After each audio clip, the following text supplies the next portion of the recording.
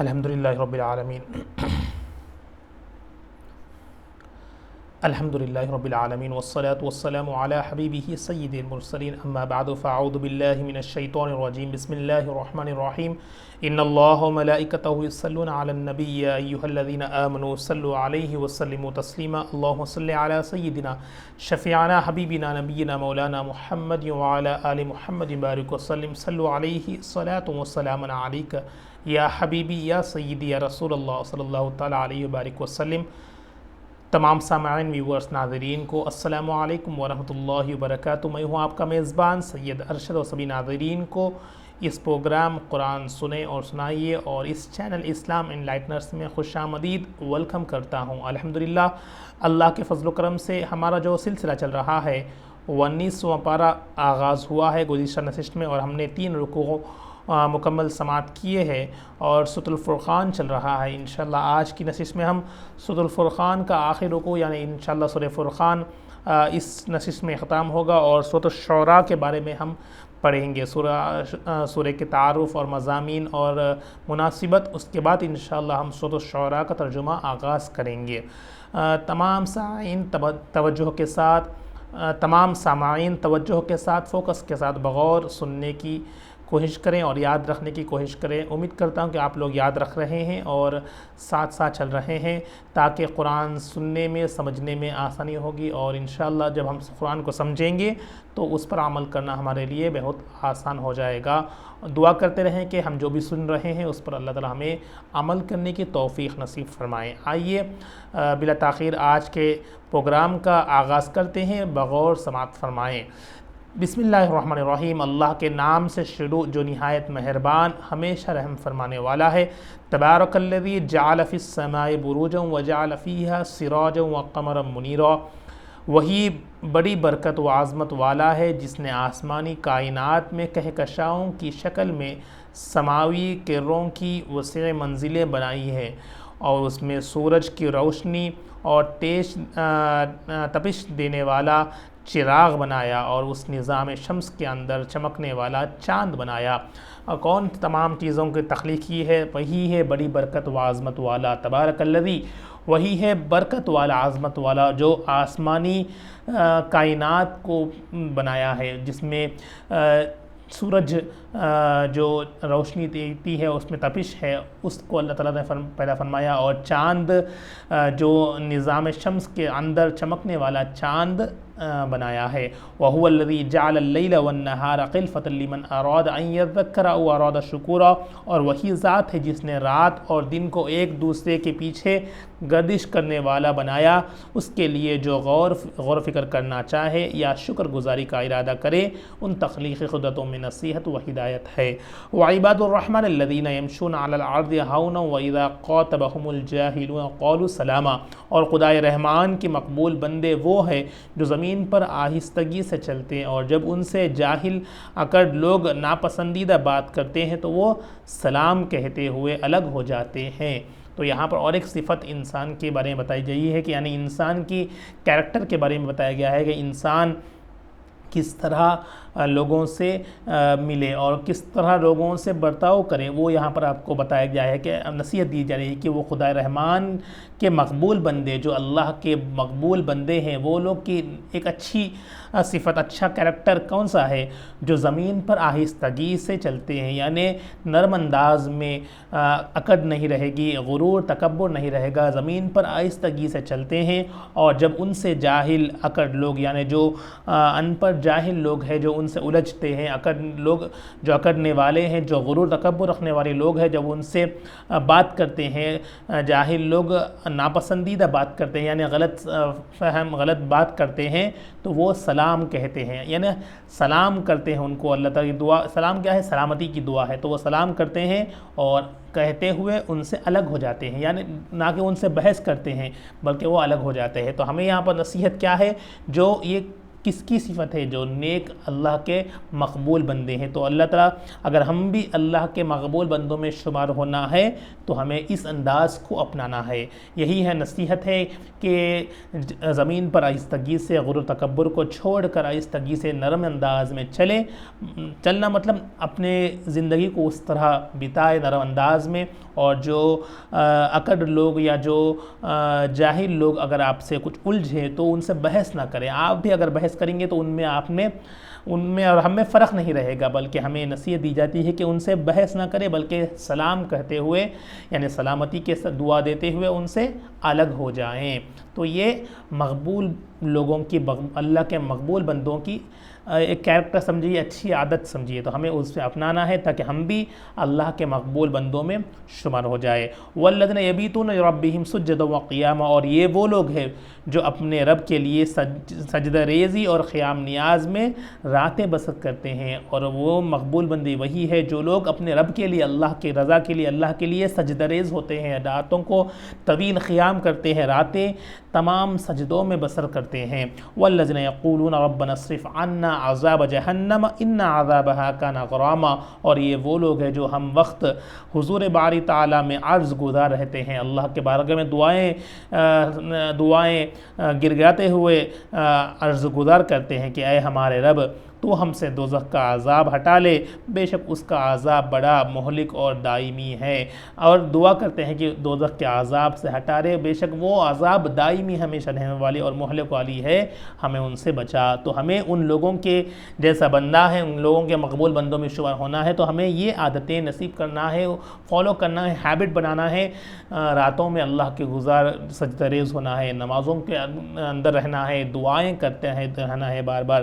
ربنا اصرف عنا عذاب جہنم، اے ہمارے رب تو ہم سے دوزخ کا عذاب ہٹا لے. کیونکہ بے شک اس کا عذاب بڑا مہلک اور دائمی ہے. ان عذابہا کان غراما انہا ساعت مستقر و مقاما، بے شک وہ عارضی ٹھہرنے والوں کے لیے بری قرار گاہ ہے اور دائمی رہنے والوں کے لیے بری قیام گاہ ہے. اگر ٹیمپرری کوئی وہاں سے جانے والوں کے لیے بری قرار گاہ ہے، بڑی سخت جگہ ہے، اور دائمی ہمیشہ جو عذاب میں مبتلا ہونے والی ہے ان کے لیے بری قیام گاہ ہے. اس سے بچنے کی دعا کرتے ہیں. والذین اذا انفقوا لم يسرفوا ولم يقتروا وكان بین ذلک قواما، اور یہ وہ لوگ ہیں جب خرچ کرتے ہیں تو نہ بے جا اڑاتے ہیں، یعنی فضول خرچی سے بچتے ہیں، اور نہ تنگی کرتے ہیں، اور ان کا خرچ کرنا زیادتی اور کمی کی ان دو حدوں کے درمیان اعتدال یعنی میان روائی اعتدال پر مبنی ہوتا ہے. یعنی جو ضروریت ہے حسب ضرورت، نہ کہ فضول، نہ کہ کنجوسی، نہ کہ بخلی، بلکہ اعتدال انداز میں ہوتا ہے. تو یہ تمام مقبول بندوں کی صفتیں ہیں، مقبول بندوں کی عادتیں ہیں، ہمیں جو اپنانا ہے اور ہمیں بھی اس طرح بننا ہے، دعا کرتے رہنا چاہیے. پہلی چیز کیا ہے؟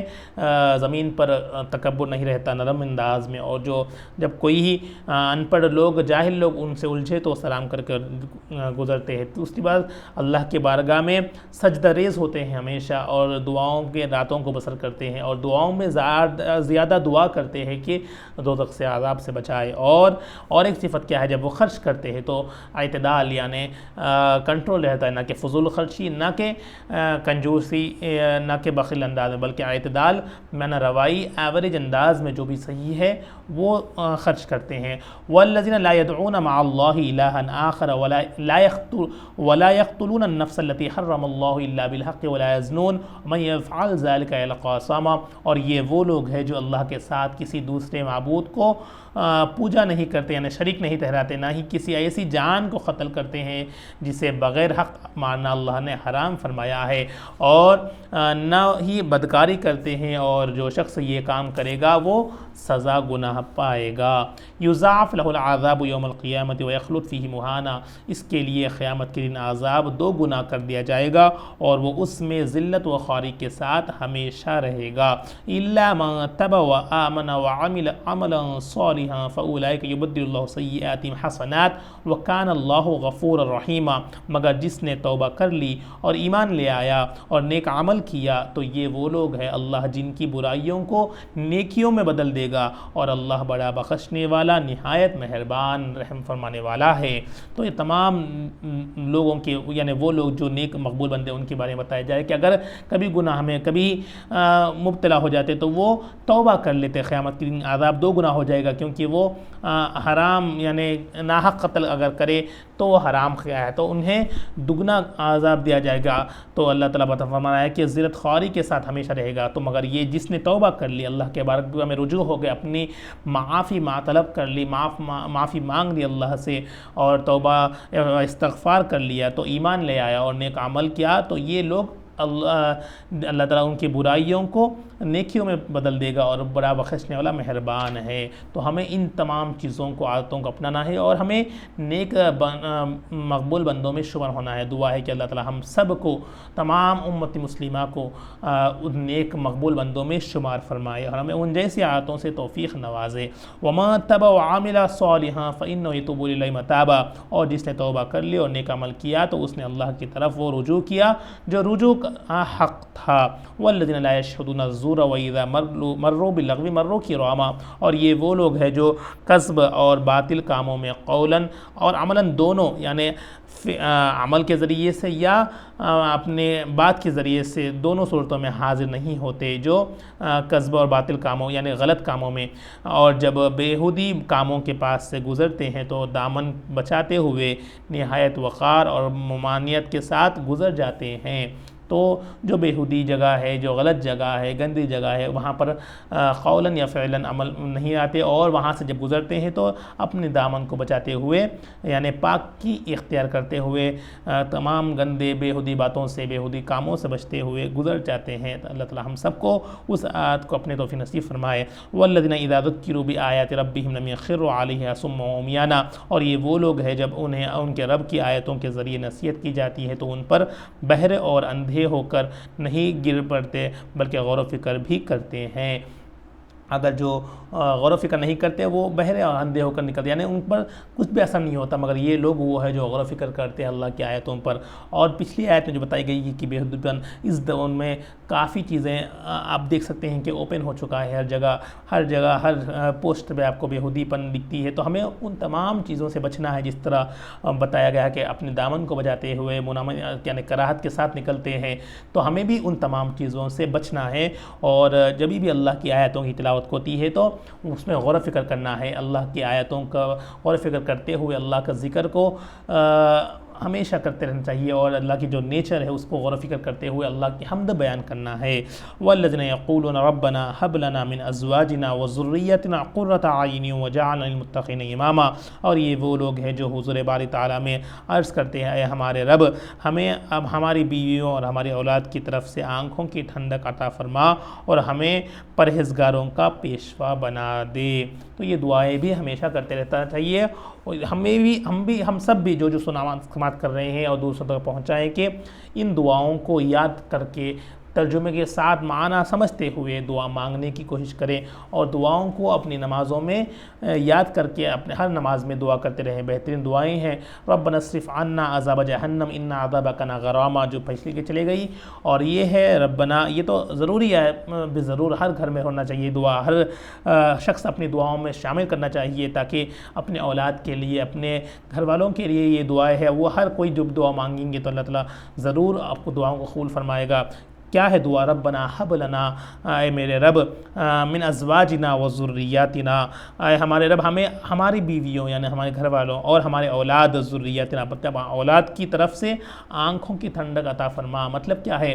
وہ اولاد کو نیک بنا، ہمارے لیے اولاد کو باعث یعنی اپنے واسطے آگے چل کے جب بڑے ہو جائیں گے تو اولاد ہمارے لیے آنکھوں کی ٹھنڈک بنے، ہمارے لیے ہیلپنگ نیچر ہو جائے، ہمارے لیے خدمت گزار ہو جائے، اور یہ تمام چیزیں دعائیں میں شامل ہوتی ہے۔ اس میں آنکھوں کی ٹھنڈک مطلب ان کی جب دیکھیں گے تو ہمیں خوشی نصیب ہو، بلکہ آج نوجوان اپنے والدین کا رویہ آپ دیکھتے ہیں کس طرح ہو رہا ہے، تو اس رویے سے، اس برے رویے سے بچا کر نیک صالح اولاد عطا فرمائے، اور ہمیں پرہیزگاروں کا پیشوا بنا دے، یعنی ہمیشہ پرہیزگار بننے والا بنا دے۔ تو یہ دعائیں اپنی دعاؤں میں شامل کرے، خاص کر اولئک یجزون الغرفۃ بما صبروا ویلقون فیہا تحیۃ وسلاما، انہی لوگوں کو جنت میں بلندی ترین محلات ان کے صبر کرنے کی جزا کے طور پر بخشے جائیں گے۔ تو جو تمام چیزیں بتائیں گئی ہیں لوگوں کے عادتوں، اگر وہ ویسے لوگ ہوں گے تو انہیں کے لیے جنت میں بلند ترین محلات کے لیے صبر کی جزا عطا کی گئی ہے، بخش دی جائیں گے،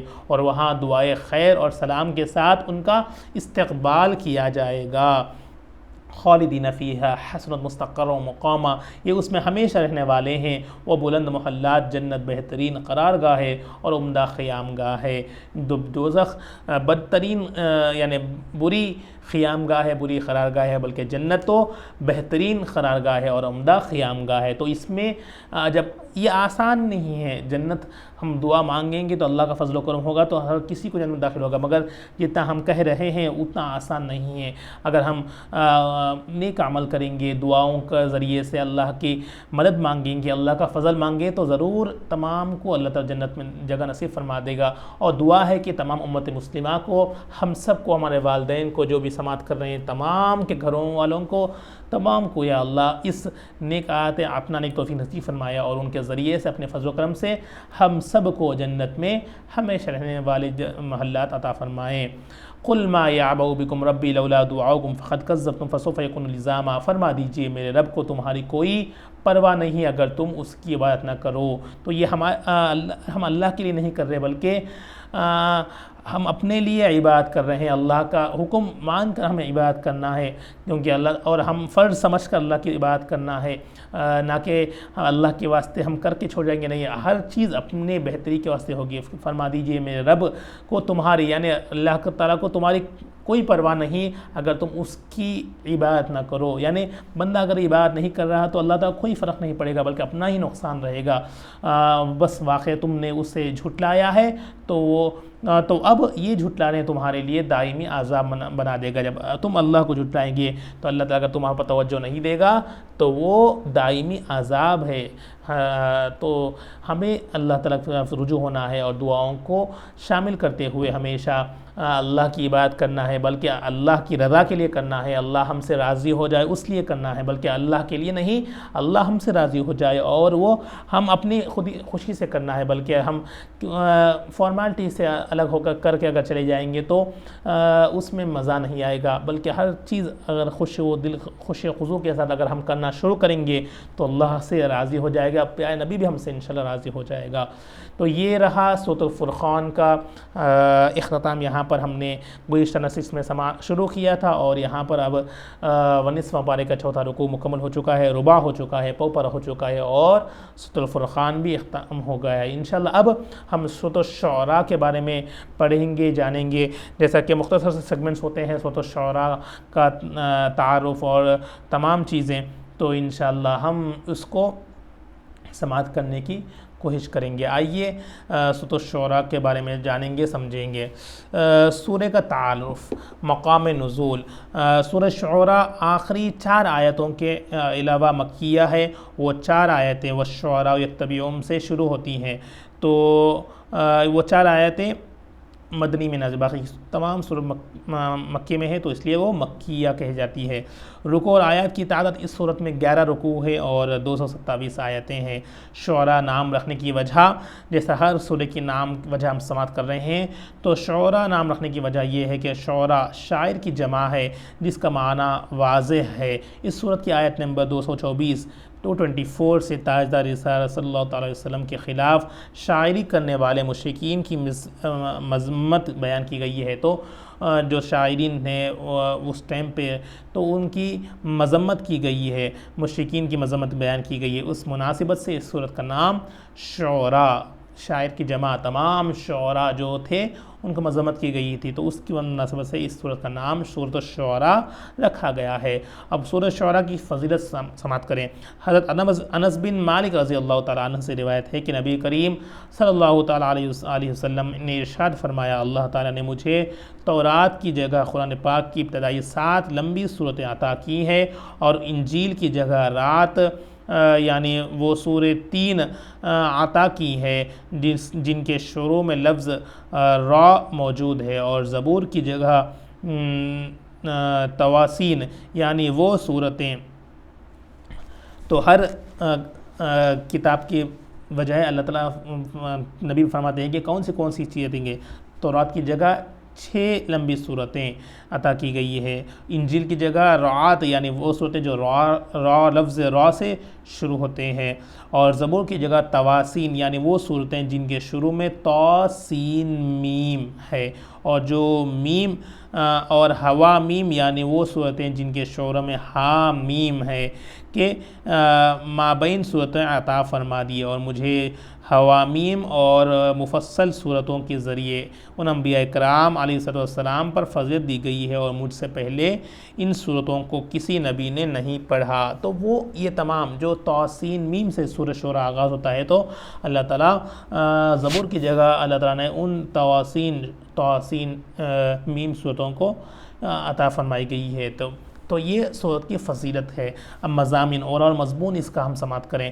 سورہ شعراء کا مضامین، اس صورت کا مرکزی مضمون اوورال یہ ہے کہ اس میں اللہ تعالیٰ کے واحد یکتا ہونے، تاجدار رسالت صلی اللہ تعالیٰ علیہ وسلم کا اللہ کا تعالیٰ کا نبی اور رسول ہونے، موت کے بعد دوبارہ زندہ کیے جانے اور اسلام کی دیگر عقائد کو دلائل کے ساتھ بیان کیا گیا ہے۔ نیز اس صورت میں یہ چیزیں بیان کی گئی ہے، اس صورت کی ابتدائی قرآن پاک کی عظمت و شان اور ہدایت کے معاملے میں اس کا ہدف بیان کیا گیا ہے۔ نبی کریم صلی اللہ تعالیٰ علیہ وآلہ وسلم پر قرآن پاک کی وحی کی صورت میں نازل ہونے کو ثابت کیا گیا، اور کفار مکہ کے رسول کریم کی رسالت پر ایمان لانے سے اعراض کرنے پر آپ صلی اللہ تعالیٰ علیہ وسلم کو تسلی دی گئی ہے۔ نباتات کی تخلیق سے اللہ تعالیٰ کے وجود اور اس کی وحدانیت پر استدلال کیا گیا۔ سید المرسلین صلی اللہ تعالیٰ علیہ وآلہ وسلم کو جھٹلانے والے کفار کو نصیحت کرنے کے لیے پچھلے انبیاء کرام علیہ السلام اور ان کی امتوں کے واقعات بیان کیے گئے ہیں، اور اسی سلسلے میں سب سے پہلے حضرت موسیٰ علیہ السلام کا واقعہ بیان کیا گیا۔ اس کے واقعے میں حضرت موسیٰ علیہ السلام کے معجزات، اللہ تعالیٰ کی وحدانیت کے بارے میں فرعون اور اس کی قوم کے ساتھ حضرت موسیٰ علیہ السلام کا ہونے والا مکالمہ، روشن نشانیوں کے ساتھ حضرت موسیٰ علیہ السلام کی تائید مدد کیے جانے اور جادوگروں کے ایمان لانے کو اور ذکر کیا۔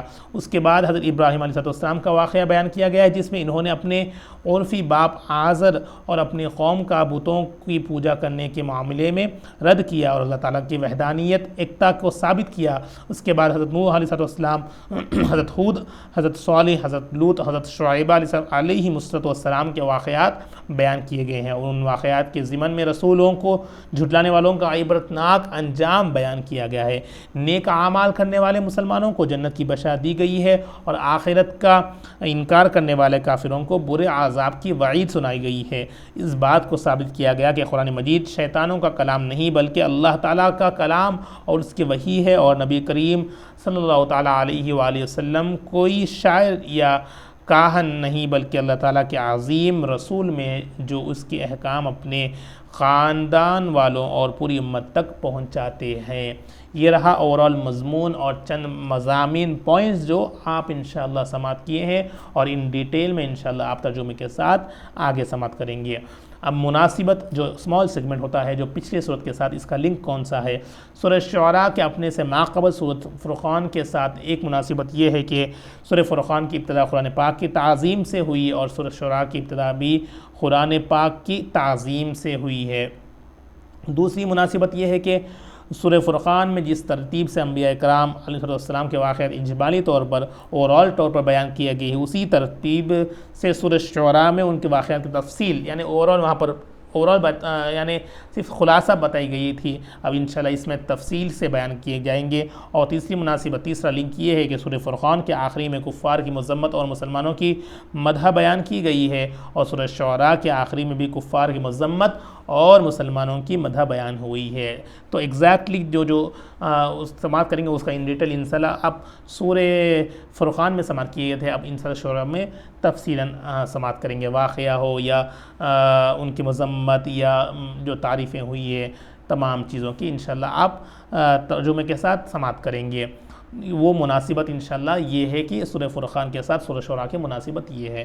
آئیے انشاءاللہ اب سورہ شعراء کا آغاز کرتے ہیں ترجمے کے لیے۔ تمام لوگ بغور توجہ کے ساتھ سماعت کریں، اور جو پوائنٹس آپ نے سماعت کیے تھے اس کو ذہن میں رکھنے کی کوشش کریں، تاکہ آپ لوگ جب ترجمہ پڑھیں گے تو آپ کو یاد آ جائے گا۔ سورہ شعراء مکیہ، بسم اللہ الرحمن الرحیم، اللہ کے نام سے شروع جو نہایت مہربان ہمیشہ رحم فرمانے والا ہے۔ طاسیم میم، تلک آیات الکتاب المبین، توسیع میم حقیقی معنی اس کے اللہ اور اس کا رسول صلی اللہ علیہ وسلم ہی بہتر جانتے ہیں. یہ حروف مقطعات کہتے ہیں تو اس کا معنی اللہ بہتر جانتا ہے اور اس کے رسول اپنے پیارے حبیب کے اللہ کے توفیق سے آپ سماعت جانتے ہیں. تلک آیات الکتاب المبین، یہ حق کو واضح کرنے والی کتاب کی آیتیں ہیں. لعلک باخع نفسک الا یکونوا مؤمنین، اے حبیب مکرم شاید آپ اس غم میں اپنی جان عزیز ہی دے بیٹھیں گے وہ ایمان نہیں لاتے. کیونکہ کفار کو دعوت دے رہے ہیں تو وہ ان کے رویوں سے پیارے نبی غمگین ہوتے ہیں. تو آپ اللہ تعالیٰ فرما رہے ہیں کہ آپ غمگین مت ہو، اپنی جان عزیز دے بیٹھے ہیں اگر وہ ایمان نہیں لائیں گے، آپ پریشان مت ہو.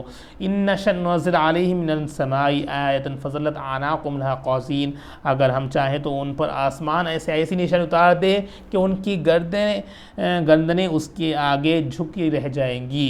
وما یأتیہم من ذکر من الرحمن محدث الا كانوا عنہ معرضین، اور ان کے پاس خدا رحمان کی جانب سے کوئی نئی نصیحت نہیں آتی مگر وہ اس سے روگردان ہو جاتے ہیں.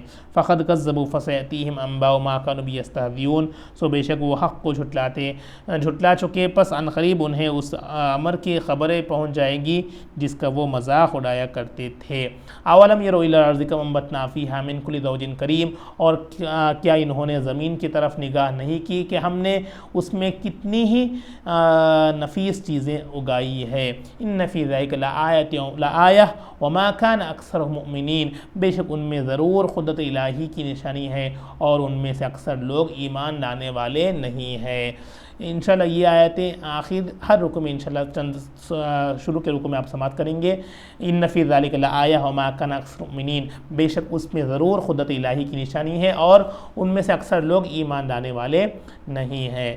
وَإِنَّ رَبَّكَ لَهُوَ الْعَزِيزُ الرَّحِيمُ، اور یقیناً آپ کا رب ہی تو غالب مہربان ہے. تو انشاءاللہ ہم یہاں پر ختم کرتے ہیں کیونکہ وقت بھی کافی ہوا ہے اور کیونکہ سورہ شعراء کے بارے ہم نے پڑھا ہے اور انشاءاللہ ایک رکوع حسن برکت کے لیے ہم نے سماعت کیا ہے سورہ شعراء کا. تو 19 مبارک کے 5 رکوع مکمل ہو گئے ہیں. انشاءاللہ کل کی نشست میں ہم 6ویں رکوع سے آغاز کریں گے اور سورہ شعراء کو اور اچھی طرح سمجھنے کی کوشش کریں گے. آئیے دعا کے ساتھ انشاءاللہ اس پروگرام کا اختتام کرتے ہیں. دور دور تک پہنچائے تمام اپنے عزیز و اقارب کو، اپنے دوست احباب کو اس لنک کو فارورڈ کرے جو اسکرول ہو رہی ہے اسلام انلائٹنرز کو، تاکہ وہ لوگ بھی قرآن کو سمجھنے میں آسان ہو جائے. آئیے بلا تاخیر دعا کا آغاز کرتے ہیں. تمام لوگ اللہ کی اچھی نیت کے ساتھ اللہ کی رضا کے لیے دعا میں شامل ہو جائے. رب کی بارگاہ میں دعا ہے یا اللہ اللہم صلی علی سیدنا شفیعنا حبیبنا نبینا مولانا محمد و علی محمد وسلم. یا اللہ ہم نے جو کچھ پڑھا ہے سنا ہے یا اللہ اس میں کچھ کوتاہیاں غلطیاں اپنے فضل و کرم سے معاف فرما کر یا اللہ اس میں اللہ اس کلام پاک کے نور کو ہم سب کے دلوں میں منور فرما دے. اس کے نور کے ذریعے سے ہمارے دلوں کو یا اللہ چین اور سکون بخش دے. اے اللہ دلوں کو منور فرما دے، دلوں کو یا اللہ چاشنی نصیب فرما دے، ایمان کی حلاوت نصیب فرما دے، ایمان پر خاتمہ بالخیر نصیب فرما دے اور ایمان پر یا اللہ ثابت قدمی نصیب فرما دے. اور یا اللہ خاص کر یا اللہ جنہوں نے دعاؤں کے واسطے کہا ہے تمام کی نیک جائز مقاصد کو پورا فرما دے. اس ماہ رمضان کی فیض و برکات سے ہم سب کو مالا مال فرما دے. اس ماہ رمضان کی فیض و برکات کو یا اللہ ہم سب کے مالا مال فرما دے. ہم سے راضی ہو جا، ہم سے راضی ہو جا. جو پریشان حال تمام کی پریشانی کو دور فرما دے، جو بیمار ہے تمام کو صحت روحانی جسم قوت نصیب فرما دے. جنہوں نے دعاؤں کے واسطے کہا ہے تمام کی نیک مقاصد کو پورا فرما دے. یا اللہ سارے دعاؤں کو اپنے فضل و کرم سے اپنے پیارے حبیب کے صدقے سے قبول فرما دے. اللہم ربنا تقبل منا انک انت السمیع العلیم وتب علینا انک انت التواب الرحیم. وصلی اللہ تعالی علی خیر خلق نور عرش محمد وعلی آلہ وصحبہ اجمعین برحمتک یا ارحم الراحمین والحمد للہ رب العالمین بحق لا الہ الا اللہ محمد رسول اللہ صلی اللہ تعالی علیہ وبارک وسلم. جزاک اللہ.